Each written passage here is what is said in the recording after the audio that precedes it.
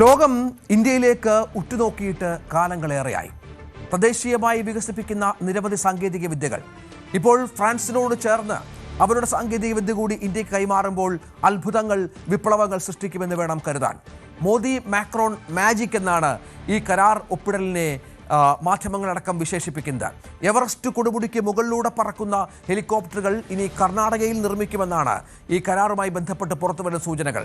ടാറ്റയും എയർബസും കൈകോർക്കുമ്പോൾ പ്രതിരോധ രംഗത്ത് വൻ കുതിപ്പുണ്ടാകുന്ന സാധ്യതകൾ തുറക്കുകയാണ്.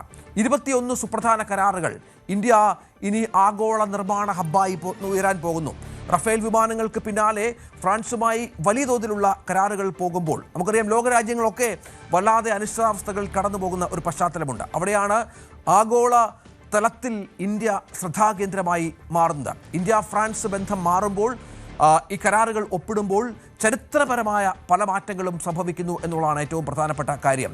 സുപ്രധാന കരാറുകളാണ്, വെറുമൊരു സന്ദർശനമല്ല ഇത് എന്ന് വ്യക്തമാക്കുന്നതാണ് മാക്രോണിൻ്റെ ഇന്ത്യയിലേക്കുള്ള വരവ്. 19-ാം തീയതി വരെ മാക്രോൺ ഇന്ത്യയിൽ തുടരും. ഊഷ്മളമായ സന്ദർശനം, അതിനപ്പുറം ഇരു രാജ്യങ്ങൾക്കും പ്രയോജനപ്രദമായ വലിയ തോതിലുള്ള കാര്യങ്ങൾ സംഭവിക്കുകയാണ്. മേക്ക് ഇൻ ഇന്ത്യ എന്നത് ലോകം ചർച്ച ചെയ്യാൻ പോകുന്നു. മേക്ക് ഇൻ ഇന്ത്യ എന്നത് ലോകത്തിൻ്റെ പല രാജ്യങ്ങളും ഉപയോഗപ്പെടുത്താൻ പോകുന്നു എന്നുള്ള സൂചനകൾ കൂടി ഇപ്പോൾ പുറത്തു വരികയാണ്. വലിയ പ്രഖ്യാപനങ്ങൾ നടക്കും. നമുക്കറിയാം, AI സബ്മിറ്റ് ഡൽഹിയിൽ നടക്കുകയാണ്. അത് വലിയ തോതിലുള്ള ചർച്ചകളാകുന്നു. എന്തൊക്കെയാണ് ഓരോ ദിവസവും സംഭവിക്കുന്നത് എന്നുള്ളത് അത്ഭുതത്തോടെ വീക്ഷിക്കുകയാണ് ലോകരാജ്യങ്ങൾ എന്നുള്ളതാണ്. അജയ് സുധാ ബിജു ഏറ്റവും പുതിയ വിവരങ്ങളുമായി ചേരുകയാണ്. അജയ്, പ്രതിരോധ രംഗത്തെ സഹകരണം പുതിയ തലത്തിലേക്ക് മാറുകയാണ്.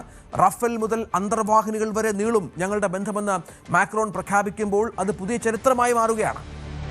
തീർച്ചയായിട്ടും വലിയ രീതിയിലുള്ള ഒരു ബൃഹത്തായ കരാർ തന്നെയാണ് ഇന്ത്യയും ഫ്രാൻസും തമ്മിൽ ഇരിക്കുന്നത്. ഇപ്പോൾ നമ്മൾ ഏറ്റവും പ്രധാനമായി ഇന്നലേക്ക് ഉറ്റുനോക്കിയിരുന്നത് റഫാൽ വിമാനവുമായി ബന്ധപ്പെട്ടിട്ടുള്ള കരാർ തന്നെയായിരുന്നു. എന്നാൽ അതിനു പുറമെ അതിനപ്പുറം പലതരത്തിലുള്ള സഹകരണത്തിൽ ഇന്ത്യയും ഫ്രാൻസും ഒപ്പിട്ടു എന്നുള്ളതാണ് ഇവിടെ എടുത്തു പറയേണ്ടത്.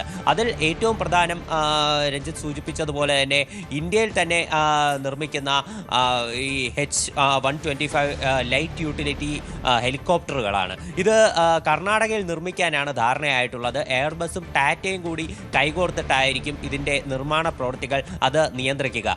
ഈ H-125 ലൈറ്റ് യൂട്ടിലിറ്റി ഹെലികോപ്റ്ററുകൾ എന്ന് പറയുന്നത് ലോകത്ത് തന്നെ എവറസ്റ്റ് കൊടുമുടിക്ക് മുകളിലൂടെ പറക്കാൻ സാധിക്കുന്ന ഏക ഒരു ഹെലികോപ്റ്ററാണ്. നമുക്കറിയാം, ഇന്ത്യ അതിർത്തിയിൽ നിന്ന് നിരന്തരമായിട്ടുള്ള ഭീഷണികൾ നേരിടുന്നുണ്ട്. അപ്പോൾ പാകിസ്ഥാൻ്റെ ഭാഗത്തു നിന്നുള്ള ഭീഷണികളാണ് അതിൽ ഏറ്റവും പ്രധാനം. മാത്രമല്ല, ചൈന എന്ന് പറയുന്ന ഒളിഞ്ഞിരിക്കുന്ന ഒരു വലിയ ശത്രു, അത് നമ്മുടെ തൊട്ടടുത്ത്